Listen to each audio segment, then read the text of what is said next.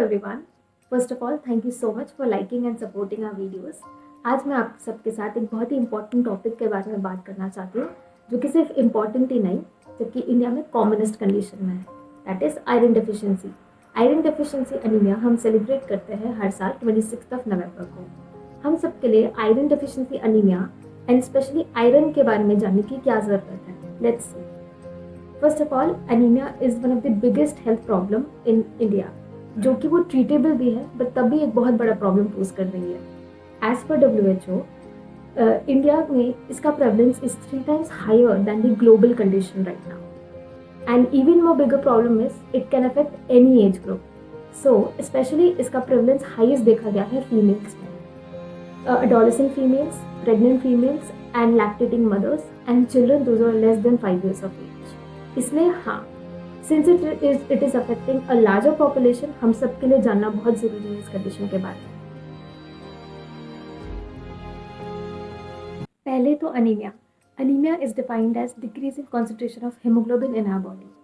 Hemoglobin levels of less than 11 gram per deciliter during any time in pregnancy is considered to be abnormal. Hemoglobin levels of less than 12 gram per deciliter in a non-pregnant female is considered to be abnormal. And in children between 5 months to 6 years of age, hemoglobin level of less than 11 gram per deciliter is considered abnormal. And in men, the hemoglobin levels of less than 13 gram per deciliter are considered to be abnormal. अब अगर मैं iron की बात करूं, तो हमें iron के बारे में जानने की क्यों इतनी ज़रूरत है। सबसे पहला, iron is an essential component for all the enzymes and proteins to function in our body. दूसरा, आयरन इंपॉर्टेंट इसलिए है क्योंकि वो ऑक्सीजन का ट्रांसपोर्ट कराता है to all the tissues and throughout our body. इसे हम ऐसे समझ सकते हैं जैसे वो ज़रूरी है ताकि हमारे ह्यूमन, वो हेल्प करता है हमारे बॉडी सेल्स को ब्रीथ करने के।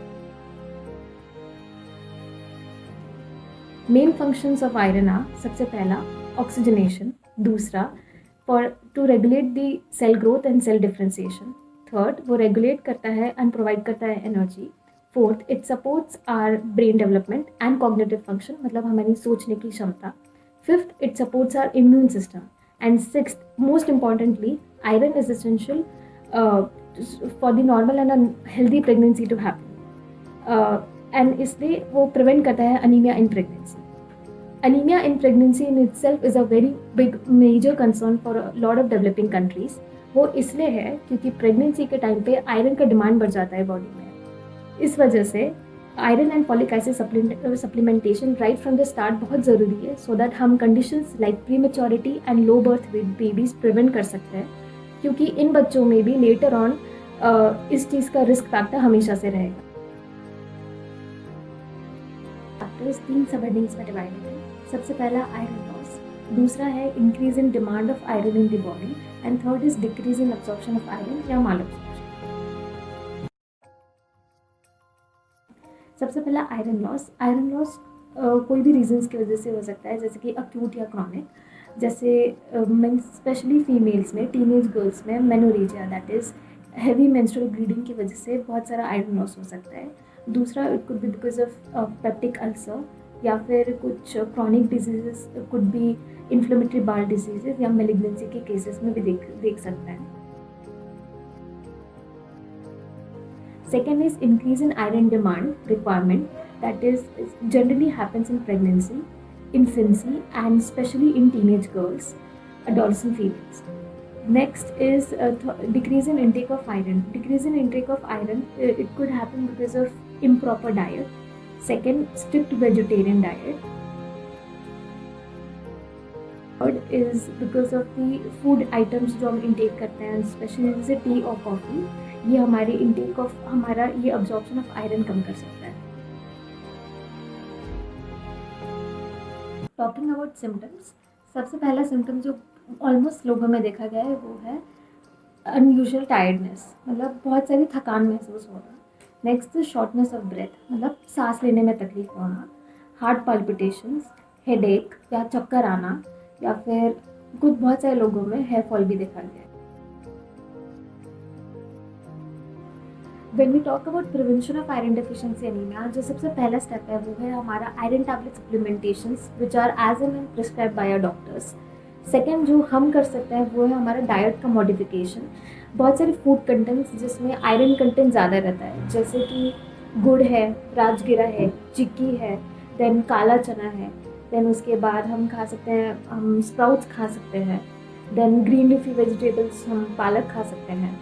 And apart from it dry fruits जैसे कि काजू और पिस्ता में पाया जाता है, एंड फ्रूट्स जैसे कि अनार है, केले हैं, सेब है, इनमें आयरन कंटेंट रहता है। Then additionally vitamin C source important होता है इसमें, क्योंकि वो आयरन के एब्जॉर्प्शन में हेल्प करता है, so we can take that way.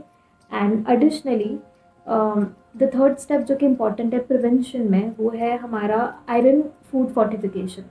Fortification का मतलब होता है बेसिकली स्ट्रेंथन करना। तो it provides a nutritive value, वो न्यूट्रिटिव वैल्यू बढ़ाता है फूड कंटेंट की। तो जैसे कि fortification of rice, wheat and maize important है, and it is found to be the most cost effective method in treatment of iron deficiency anaemia. Last but not the least, मैं आपसे health programme के बारे में बात करना चाहती हूँ which are associated with iron deficiency anaemia.